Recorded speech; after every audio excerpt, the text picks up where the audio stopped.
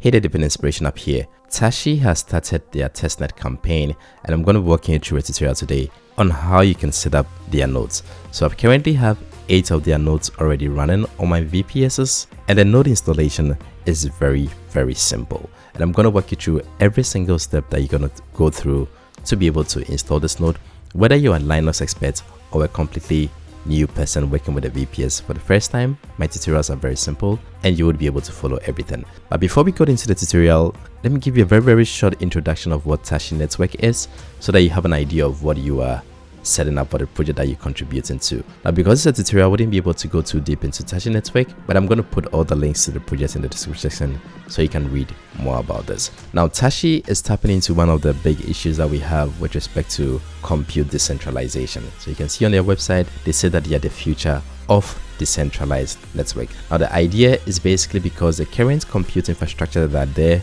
be it for gaming applications, AI applications, and IoT, are most of the time centralized. Now, this comes, as we all know, in this space with a level of security risk, right? Price surge, where users are supposed to bond to a network for a very long time, pay very high operating cost, and also bear the security risk with respect to the decentralized network.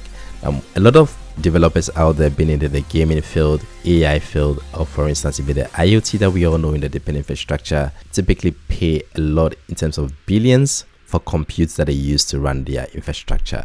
Tashi is tapping into this infrastructure to make the whole network a bit decentralized, to make the network a bit cheaper, so that game developers, AI developers, and IoT developers would be able to run their infrastructure without the big hurdles of cost, centralization, and non-scalability of the current centralized networks.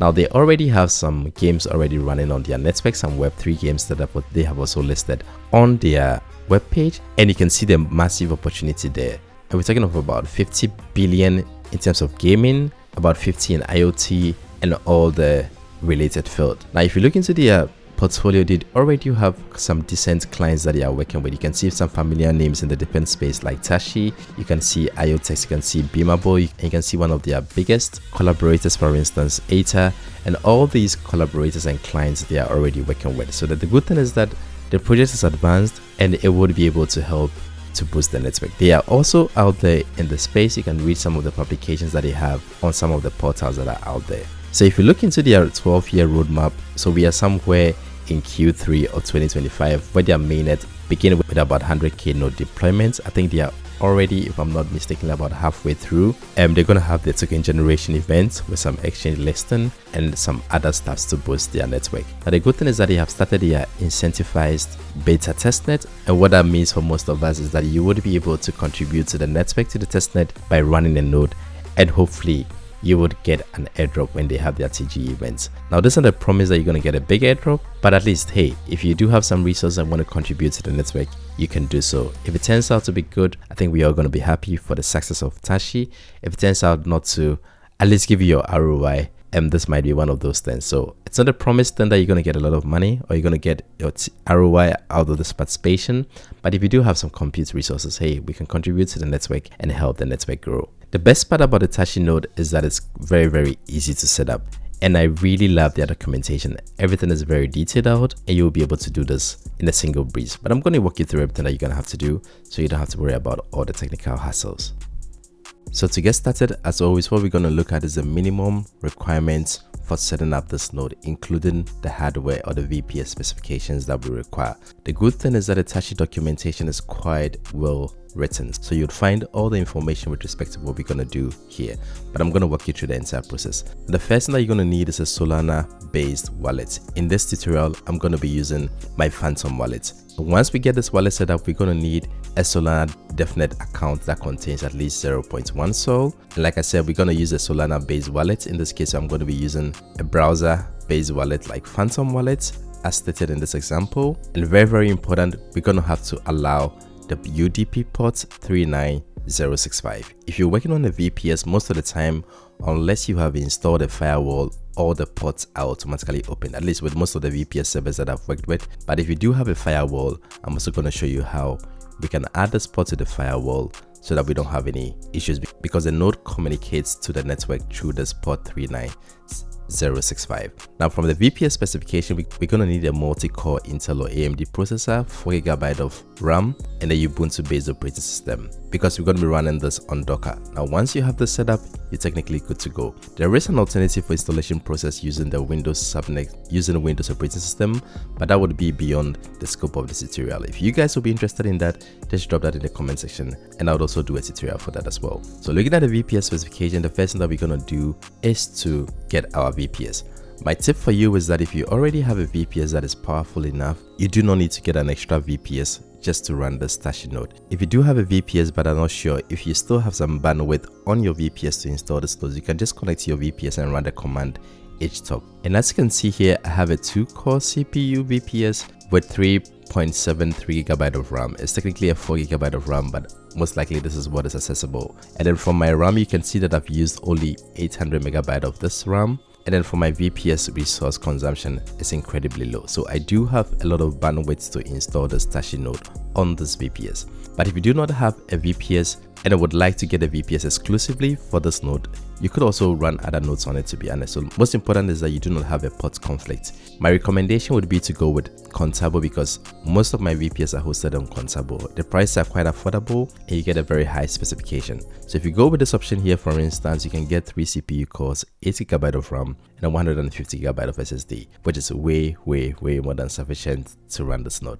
If you want to get this VPS, I'm going to put my referral link in the description section, and as always, I'm going to be extremely happy if you sign up using my referral link. So if you want to order, for instance, through Contabo, just come here, take this one and click on select, and then down here they're going to ask you for upgrade, but do not upgrade, just go with the minimum that you want to get. And then down here, my tip is that if you're not very sure if you're going to be using this VPS for a long time, don't go for the 12-month or the 6-month option, just go for the 1-month option. Typically, the longer the duration, the lower the monthly cost, but then you are bound for that duration unless you are very sure that you're going to be using this VPS for a very long time. Now for the operating system, please go with Ubuntu, and then here we can go with the latest version of Ubuntu, which is 24.04. I'm going to click on configure, and then when you come down, you don't need to change anything with respect to the auto backup, additional features. All these are costs that you're going to incur. I just realized that I skipped the region, but it's not that relevant for this node that we're going to set up. The best thing is that because it's a decentralized network, just make sure that if you have multiple VPSs, you spread them across multiple locations. So because Contabo is a German company, if you choose Europe, it's free, but if you choose another location, you're going to incur some additional cost. But like I said, for this node that we are setting up, Europe is more than sufficient. So we're going to skip through the additional features, additional add-ons, because all these are going to incur some extra cost.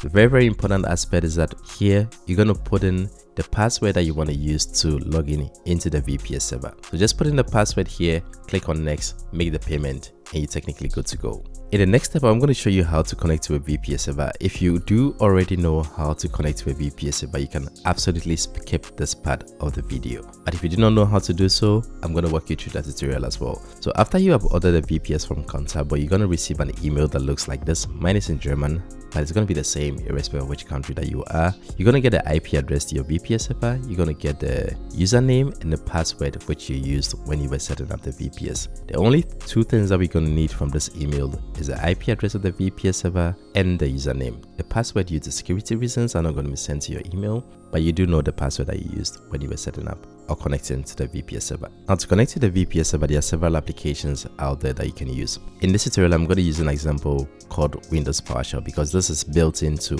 all the Windows PCs that are out there. If you're using Mac, you can also use the application that is called Terminal. The commands that we're going to be using in Windows is going to be the same command that you're going to be using if you're running on a Linux operating system. So to connect to the VPS server, just click on the Start button here and search Windows PowerShell. And this is how Windows PowerShell looks. If you want to connect to the VPS server, just type in the command ssh space root at, then you put in the IP address of your VPS server. If this is the first time that you're connecting to the VPS server, PowerShell is going to ask you if you want to add this fingerprint. In this case, we're very sure we want to add this fingerprint to the PC, so I'm just going to type yes, and I'm going to press enter. And in the next stage, you're going to put in the password that you used when you were setting up the VPS server. Now in Terminal, like with most VPS applications, you wouldn't see the password that you are typing, but you can just type in the password and press enter. If you do have a very complex password, like in my case, just open a text editor, type in the password there, copy the password, come into PowerShell and right click. So in PowerShell, whenever you right click, it pastes whatever that you have in the clipboard. And when you're done, just press enter. And then hooray, we are connected to the VPS server. So now our VPS server is ready. We are now going to go to the Tashi dashboard and we're going to do the other prerequisites that we need. And the first thing that we're going to have to do, of course, is to register with Tashi on their dashboard. And here I'm going to be putting my referral link in the description section, and I'll be extremely happy if you sign up using my referral link. It doesn't cost you anything, but it helps me to come up with tutorials like this for you. And once you click on my referral link, it's going to bring you to this page here. Just click on sign in with Solana, and then here I'm going to be using Phantom wallet. I'm going to put in my password. I'm going to select the wallet that I want to use, and I'm going to click on connect. And then here you can see that it brings me to the Tashi dashboard. Now the next thing that we're going to do, if you look into the documentation, is that we need to get about 0.1 Sol through the Solana file set. So I did have an error when I was doing this because it wants me to connect my GitHub and stuff like that, which could extend the video, so I wouldn't do that. The setup that I did most of the time, I didn't have to do this step, so probably it would come in future that you would require to do this, and that is why I just want to show this to you as well. But I'm going to skip this now, and I'm going to go into the main gig as to how we're going to get ready to set up the node and how we're going to install the node on the VPS. Now this is the node dashboard. When you come here, you typically see all the nodes that you have, your referrals, the roadmap, and some FAQs about the Tashi node. Now what we're going to do is that we're going to set up the node using the CLI method. If you want to use one of the one-click method, you can also do this with the node as a service provider linked here. But what we're going to be focusing on today is a CLI. CLI means that we're going to do this using a Linux operating system on a VPS. And when you come here, we need to get some free Tashi tokens because we're going to have to be doing some staking. The good thing is that in the testnet, all this is free, but once their network goes live, most likely we're going to have to pay for this. So I'm going to click on get tokens to get some Tashi tokens, and you see that I got a notification token requested successfully. So I do have this already on my account. And by the way, there are some missions that you can do. For instance, follow Tashi on X, join their Telegram, Discord channel, join Discord, like tweet missions and stuff like that. Connect your wallet. You see that I did this. I already got 100 XP. When I requested the Tashi tokens, I got 100 XP. And then once we install the node, we're also going to get 500 XP. So the more things that you do, the more XPs that you get, and potentially the more contribution that you're going to get with respect to the airdrop.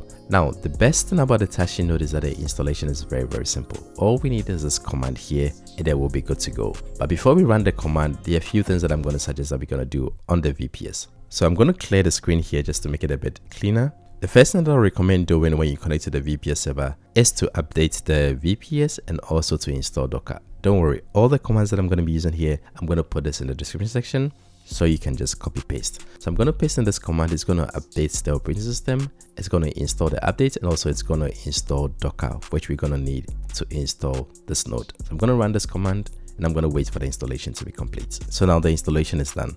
I'm going to clear the screen so that the space looks a bit cleaner. Now the second command that we're going to have to set up on the VPS is to allow a specific port. If you look into the Tashi documentation, so they said that the port forwarding to the UDP port 39065 is required. If you do not allow this port, your node wouldn't be able to communicate to the Tashi network. Now with most of the VPSs, there is no firewall installed, so all the ports are easily accessible. But if you're not sure if your firewall is already set up, just use the command sudo ufw status and press enter. In my case, you can see that my status is active and I already have some ports open on my firewall. In the case that your status is not active or disabled, I don't know what it's going to be when it's not active, then you do not need to do the next steps that I'm going to tell you. But if your firewall status is active, all you're going to have to do is put in the command sudo ufw allow 39065/UDP, and this is going to add and open this port on your VPS. When you put in this command here, you see that it tells you rule added. So when I run the ufw status again, you should see now that I have two more additions, 39065 UDP and 39065 UDP version 6, all added to my firewall. Now, once you have updated the firewall, you're going to have to reload the firewall for it to pick the new port configurations that you have added. Now, you're going to do this using the command sudo ufw reload and press enter. So now my firewall is reloaded, the ports are accessible, and we're technically good to go. I'm going to clear the screen in between every time so that the installation gets a bit cleaner. All that we're going to have to do now is to come back to the Tashi dashboard. You're going to go to the install script with Docker, and then we're going to copy this command here. It's technically the same command that you would also see on the dashboard here. You can also just come here, come to the CLI option, click on copy, and then we can go back into our VPS, paste in this command, and press enter. The best part about this node is that it's not a multi-step installation. Like, you don't need to put 20 commands to get this to work, and that is what I really like about projects that makes their node installation so simplified. Now here it tells you that the system meets the minimum but not the recommended requirements. So the recommended, for instance, is a 4 CPU core, 4 GB of RAM, and at least 20 GB of disk space. I think where I'm falling short that I have 2 core CPU, 2 GB of RAM, but this space is more than sufficient. But it's still meeting the minimum requirements, and at least for a tutorial purpose, I should be able to proceed with this node. If you went through the recommendation that I gave you with Contabo that has a 4 CPU core and a higher 8 GB or so of RAM, you wouldn't have to worry about this. So if your system meets the minimum requirements, but not the recommended, you can still install. So I'm just going to press Y and press enter. What I realized that if your system does not meet the minimum, it wouldn't even allow you to install this. Now this is a very, very important step. The setup can be done for the system to automatically update itself whenever there is a new version.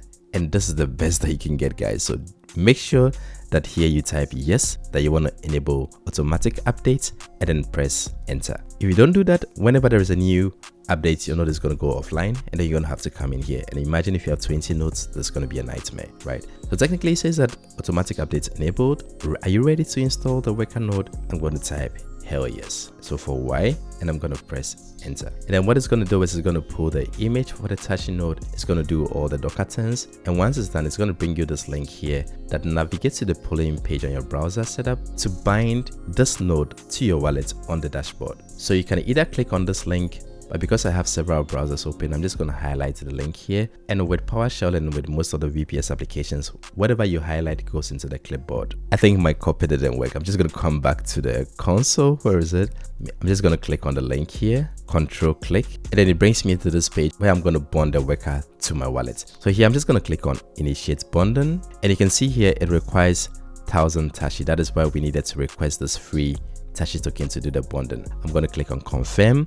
So what I learned from one of the, was it the CTO, is that currently the bonding is free, but it's going to be a time once mainnet starts or once they have their TG events, you're going to have to use real Tashi tokens to bond your node. I hope that when they do the airdrop, we're going to get a bunch of these tokens so that at least people that participate in the testnet wouldn't have to pay for this. Now, very important here, what we're going to do is we're going to copy this license, which is your worker bond license. I'm going to copy this, and I'm going to go back to the VPS and then just right click. When you right click, it pastes whatever that you copied in the clipboard and just press enter. So it's going to say here, send a NAT check request to orchestrator. For some reason, the client is not able to recognize that I already have this pod open, so it's going to keep bugging you with this. If you say attempt to check again, why, it's still going to do the same thing. It's going to tell you that it's not working. No matter what you put in here, it's also going to tell you the same thing. If I put in N, for instance, you see, it's going to put you in this loop. So if your Tashi team is working, I hope you resolve this so that it makes the installation a bit of a breeze. What you can do here is just press Ctrl C to quit this and then rerun the same command that you used to install the node. So I'm just going to press up on the keyboard to recall. So this is the installation setup that we need. It's technically the same command that we used to install the node that we copied from here, right? Just put in the same command again after you have quit the installation and just press enter. Then I'm going to press Y. If I want to continue, I'm going to enable automatic updates again. I'm going to say yes, ready to install Tashi node. And then because I already did the bonding, it's going to skip the bonding process. And then what you can see here that it says that the worker is running. So technically my node is now up and running. Once they fix the NAT check thing, we should be good to go. And I really like the level of documentation they provided. It also gives you everything that we need to know. For instance, if you want to check that your node is working, you can use the command docker ps, which would list all the Docker containers that are currently running. You see that I have the Docker container that was set up 32 seconds ago. This is the name of the Docker container. If you want to see the logs of the node, you can just use docker logs and then put in the name of the Tashi Docker container, which is docker logs Tashi dipping minus worker. And then here you can really see the logs of the network. So you can see that resource node successfully bonded, connected to orchestrator at this URL. So technically from the VPS end, we are good to go. Your node is running. You did not need to do anything. Hopefully you enabled automatic updates and you should be good to go. When you come back to the dashboard, you see that currently it says that I had 0 nodes running. If I reload this page by clicking on reload, you see that I have 1 active node. And when you come to the nodes section here, you also see that I have 1 node running. If you do have multiple nodes that you are running, please run one node per IP, right, or per VPS.